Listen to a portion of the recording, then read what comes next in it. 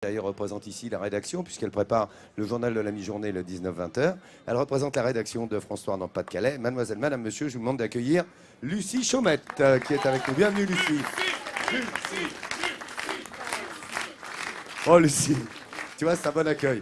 Merci de nous retrouver. On va ouvrir tout de suite avec... je parlais d'un patrimoine bâti d'exception ici, fin 19e, début 20e, dont un qui, pour moi, est le plus bel endroit et la plus belle piscine réaménagée en musée de France. Présente-le nous. Effectivement, alors là c'est la piscine, donc un musée qui est ouvert en 2001 et on l'appelle comme ça parce que le bâtiment a eu une première vie pendant 50 ans. C'était une piscine art déco et elle était considérée comme la plus belle piscine de France.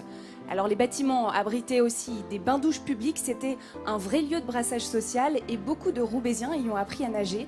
Alors vous le voyez, le bâtiment du fond avec le toit gris en demi-tube, eh bien c'est là que se trouve le bassin, c'est l'ancienne piscine, aujourd'hui transformée en musée d'art et d'industrie. C'est un lieu unique, inscrit au patrimoine du XXe siècle. Alors c'est vraiment un lieu incontournable de Roubaix qu'il faut visiter à la fois pour les œuvres du musée et puis aussi pour le bâtiment qui en lui-même est une œuvre.